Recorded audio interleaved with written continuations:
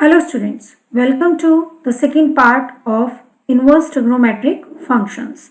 In this part, we are going to prove some properties of inverse trigonometric functions. So let us go ahead and prove the properties of inverse trigonometric functions. Before discussing about the properties of inverse trigonometric functions, let us have a look on these important points. Number one is we should never confuse in sine inverse x and 1 upon sine x. These two are different. Actually 1 upon sine x is sine x whole inverse. So you should be careful that sine inverse x cannot be written as 1 upon sine x. The second point is whenever no branch of an inverse trigonometric function is given to you, then it means we are talking about principal value branch that I have already explained in the previous video. The third point is the value of an inverse trigonometric function which lies in the range of branch is called the principal value of that inverse trigonometric function. One thing more, this I have written here only for sine inverse x. This result is true for other trigonometric functions as well. So you should be careful about all these 3 points before going to the properties of trigonometric functions. Now let me explain all the properties of trigonometric functions. Number 1, let me take sine of sine inverse x is equal to x. Clearly here x should belong to domain of sine inverse x and which is minus 1, 1 in closed interval. So this property will holds good only when x belongs to the domain of sine inverse x. Similarly, sine inverse of sine x is equal to x where x belongs to minus pi upon 2, 2 pi upon 2 closed interval. It means this property will hold only when x belongs to the domain of sine x, or you can say the principal range of sine inverse x. This property holds good for all other trigonometric ratios, that is for cos function, cos inverse function, sine tan function, tan inverse function, cot function, cot inverse function and other two as well. Now let me take second property of inverse trigonometric functions. This property says that sine inverse 1 upon x is equal to cosecant inverse x where x is greater than equal to 1 or x less than equal to minus 1. Means the value of x should belongs to the domain of cos inverse x. Similarly, we have cos inverse 1 upon x is equal to secant inverse x, and the same we have x greater than equal to 1 or x less than equal to minus 1, that is the values of x should be from the domain of sec inverse x. This property also holds good for tangent function, that is tan inverse 1 upon x. I think you know now that what should be the answer. The answer should be cot inverse x and x should greater than 0 for this result. So these properties will hold good only when the values of x are in the given range. Let me prove one of the property. Out of these, rest of the things you can do yourself. So let me take number 1, that is sine inverse 1 upon x is equal to cosecant inverse x. So here let us take y is equal to sine inverse 1 upon x. So we can write it as sine y is equal to 1 upon x, and this can be further written as x is equal to 1 upon sine y, and you know very well that 1 upon sine y is equal to cosec y. So it can be further written as y is equal to cosec inverse x. So in the similar way we can prove other two properties, that is for cos inverse 1 upon x is equal to sec inverse x, and tan inverse 1 upon x as cot inverse x. Now let me take next group of properties. It is sine inverse minus x is equal to minus sine inverse x, where x belongs to minus 1 to 1 closed interval. So let us prove this property also. It is, let us suppose y is equal to sine inverse minus x. So which implies minus x is equal to sine y, and which implies x is equal to minus sine y, and which implies x is equal to sine of minus y. Why this is so? Because we have sine minus theta is equal to minus sine theta. So here we can write minus sine y as sine minus y. Now further this can be written as sine inverse x is equal to minus y, or we can write y is equal to minus sine inverse x. Here y is equal to sine inverse minus x. So let us put this value. Sine inverse minus x is equal to minus sine inverse x, and that is the result that we need to prove. So the same property can be explained, can be written for other t ratios as well. For tan inverse, we will write it as tan inverse minus x is equal to minus tan inverse x, where x belongs to all reals, and this property also holds good for cosecant inverse. So cosecant inverse minus x is equal to minus cosecant inverse x, where x modulus is greater than or equal to 1. So the two results can be proved very easily, as I have done it for sine inverse function. There is a little change in the property if we are explaining it for cos and cos and other t ratios.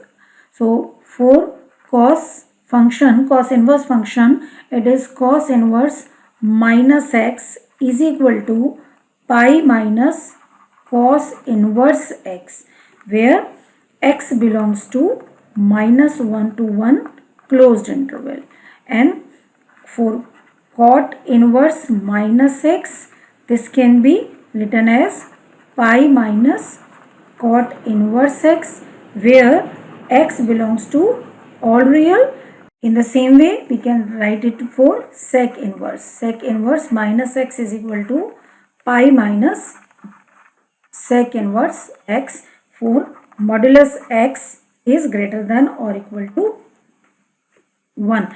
Let me prove this property for the very first part, that is cos inverse minus x is equal to pi minus cos inverse x. So let us take the proof of cos inverse minus x is equal to pi minus cos inverse x. As we did in the previous cases, let us consider y is equal to cos inverse x, cos inverse minus x.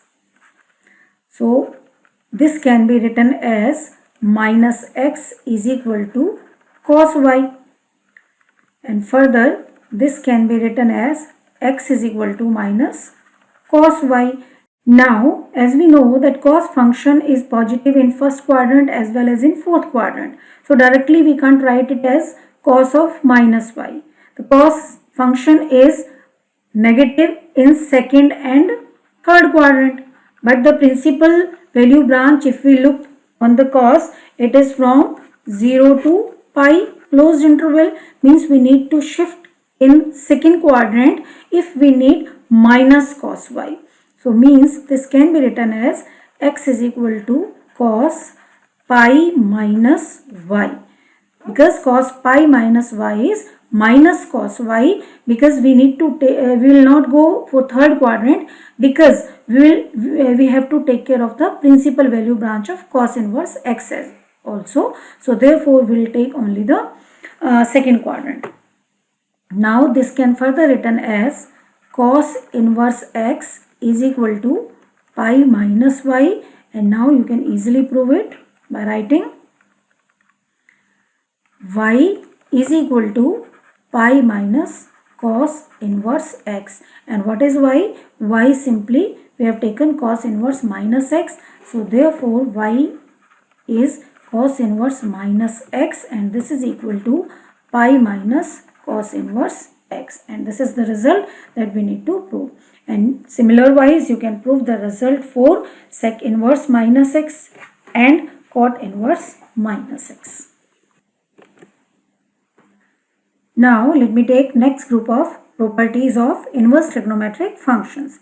This is for the addition of tan inverse x and tan inverse y. That is tan inverse x plus tan inverse y is equal to tan inverse x plus y upon 1 minus xy. And the condition on this is product of x and y should less than 1. So for this condition, this property holds good. Let us prove this property. Let me take tan inverse x as theta and tan inverse y as phi. This can be further written as x is equal to tan theta and y is equal to tan phi.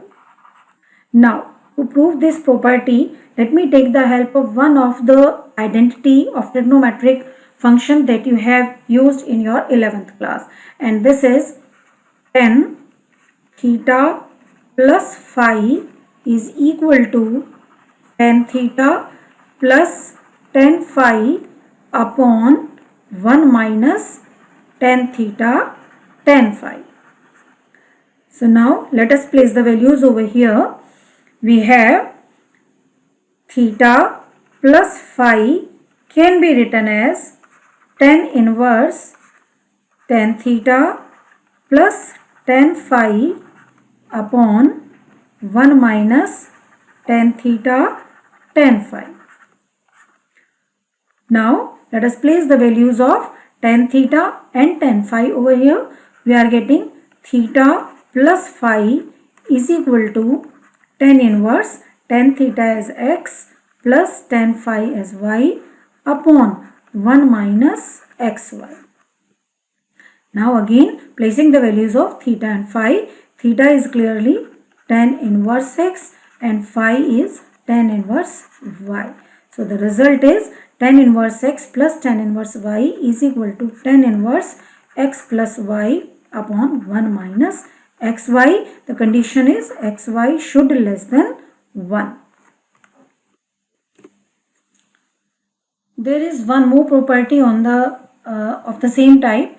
This is in place of positive sign we are having negative sign, and the property is tan inverse x minus tan inverse y is equal to tan inverse x minus y upon 1 plus xy. Here the condition is xy should greater than minus 1. So we can prove this property very easily by the same way. Here we will take the identity tan theta minus phi is equal to tan theta minus tan phi upon 1 plus tan theta into tan phi, which is also you have read in your 11th class. So just placing the values and using the identities, we can prove this property very easily. Now let me take the property of sine inverse x and sine inverse y over addition. So it is sine inverse x plus sine inverse y can be written as sine inverse x into square root of 1 minus y square plus y into square root of 1 minus x square. The condition is x square plus y square less than equal to 1 or xy less than 0. This property can also be proved by taking let sin inverse x as theta, sin inverse y as phi. So we have x is equal to sin theta and y is equal to sin phi. Now by using the property that you have studied in 11th class, that is sin theta plus phi is equal to sin theta cos phi plus cos theta sin phi. Now we are having the value of sin theta and sin phi. We need to calculate the value of cos theta and cos phi. So clearly when x is equal to sin theta, so you know that cos theta is equal to square root of 1 minus sin square theta. So putting the value of sin theta over here, so cos theta can be written as 1 minus x square. Similarly, when y is equal to sin phi, then we can write cos phi as square root of 1 minus sin square phi, which implies that cos phi can be written as 1 minus y square. So using all these four results, that is sin theta, sin phi, cos theta, cos phi, let us place these values over here. So we are getting sin theta plus phi is equal to sin theta we are having as x and cos phi we are having from here 1 minus y square plus cos theta we are having square root of 1 minus x square and sin phi we are having as y. So therefore this can be written as theta plus phi is equal to sin inverse x into square root of 1 minus y square plus y into square root of 1 minus x square.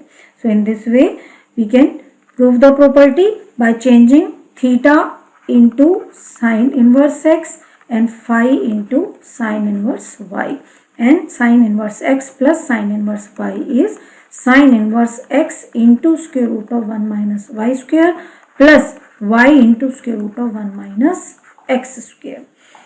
This property is also holds for sin inverse x minus sin inverse y. The change will be like as we are having in the identity of sin a plus b, sin a cos b minus cos a sin b. The same change we are having sin inverse x minus sin inverse y is equal to sin inverse x square root of 1 minus y square, and this plus sign will change by minus and y into 1 minus x square. So this is the property for sin inverse x minus sin inverse y. In the same sequence we are having two more properties, and these are cos inverse x plus cos inverse y is equal to. If you remember, as we have proved sin inverse x plus sin inverse y by using sin theta plus phi. Similarly, to prove this property, we'll use the identity cos theta plus phi is equal to cos theta cos phi minus sin theta sin phi. So as we have calculated the values in the previous expansion, in the previous proof, so in the same way if we substitute the values, we will get this result as cos inverse cos theta means x, cos phi means y, minus sin theta means 1 minus x square, and sin phi means 1 minus y square. So we are having this property. And for negative sign, the property is cos inverse x plus, sorry, it is minus cos inverse y is equal to cos inverse xy plus square root of 1 minus x square into square root of 1 minus y square. So this is one of the type of the properties in which we are having addition and subtraction of sine inverse x, sine inverse y, cos inverse x, cos inverse y, tan inverse x and tan inverse y. Now let me take next group of properties, and this is for complementary angles. This is number 1 is sine inverse x plus cos inverse x is equal to pi by 2, where x is ranging from minus 1 to 1 closed interval. Similarly, we are having for tan inverse x plus cot inverse x is equal to pi upon 2. You should know the values of x should all real numbers. And then secant inverse x plus cosecant inverse x is also equal to pi by 2, where x belongs to the range r minus minus 1 to 1 in open interval. Means you know that the values of x are in the domain of sin x, cos x, sin inverse x and cos inverse x here, in the domain of tan inverse x and cot inverse x here in this result, and in the domain of sec inverse x and cosecant inverse x in this property. Now let me prove one of the property out of this. So first one is sin inverse x plus cos inverse x is equal to pi by 2. To prove this property, we'll move like let sin inverse x is equal to y, and you know that this can be written as x is equal to sin y. Now we know that sin y can be converted into cos y because cos is the complementary angle of sin y. So we can write sin y as cos pi over 2 minus y. So further this can be written as cos inverse x is equal to pi upon 2 minus y. Y is here sin inverse x. So let us take sin inverse x to left hand side. So the property is sin inverse x plus cos inverse x is equal to pi by 2. So similar wise we can prove other properties for complementary angles. Now let me take next group of properties. This group is for double of angle and triple of angle. For double of angle we are having the properties of 2 tan inverse x is equal to tan inverse 2x upon 1 minus x square, where x is lying between 1 to minus 1 in open interval. And the second property is 2 tan inverse x can also be written as sin inverse 2x upon 1 plus x square. Here also x is lying between 1 and minus 1 in closed interval. And 2 tan inverse x can also be written as cos inverse 1 minus x square upon 1 plus x square. X is greater than or equal to 0 for this property. These are the three properties, and these three properties can be easily proved by using the identities that you have already studied in your 11th class. To prove this number 1 identity, the result or the identity that you have studied in 11th class is tan 2 theta is equal to 2 tan theta upon 1 minus tan square theta. Let me explain this property and thereafter you can prove other two also. So this is to prove property number 1. Let me write it again. 2 tan inverse x is equal to tan inverse 2x upon 1 minus x square. So let us move. Let us suppose tan inverse x as y. So this implies x is equal to tan y.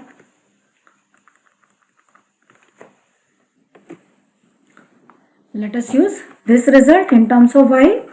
It is tan 2y is equal to 2 tan y upon 1 minus tan square y. Let us place the value of tan y over here.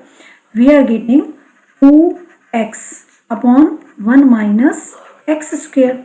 So therefore we can write 2y is equal to tan inverse 2x upon 1 minus x square, and y is nothing but simply tan inverse x. So we can write here 2 tan inverse x is equal to tan inverse 2x upon 1 minus x square.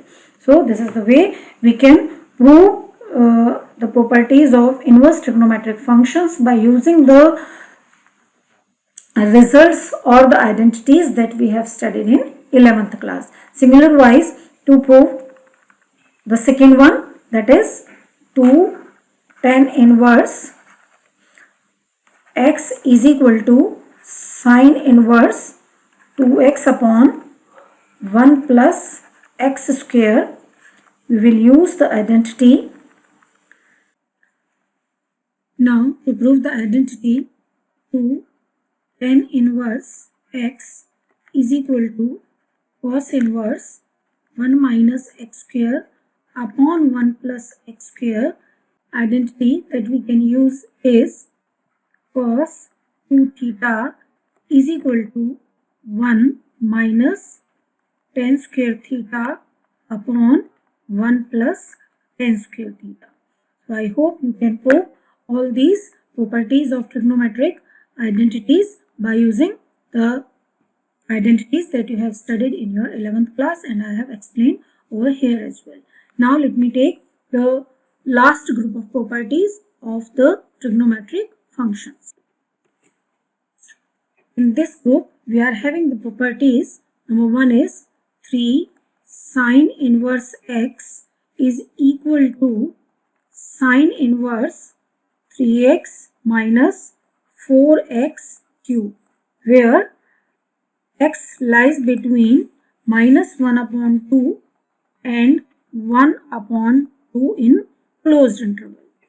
The second one is 3 cos inverse x is equal to cos inverse 4x cube minus 3x, where x is lies in the interval 1 upon 2 less than equal to x less than equal to 1. And the third one is 3 tan inverse x is equal to tan inverse 3x minus x cube upon 1 minus 3x square, where the range of x is minus 1 upon root 3 less than x less than 1 upon root 3. So to apply these identities, we should take care of these ranges of x as well. Now let me tell you how to prove these identities. To prove these identities, you can use again the identities that you have used in your 11th class, and let me write these identities again in front of you. These are for first property, you will use sine 3x is equal to sine 3 sine x minus 4 sine cube x. To prove second property, you will use the identity cos 3x is equal to 4 cos cube x minus 3 cos x. And the last one can be proved by using the identity tan 3x is equal to 3 tan x minus tan cube x upon 1 minus 3 tan square x. So by using these and substituting as I have explained in the previous proofs also, you can easily prove these identities. So this was all about the properties that we will use in inverse trigonometric functions. In my next video, I will take some examples that how to use these properties in solving the questions. So till then, have a nice time.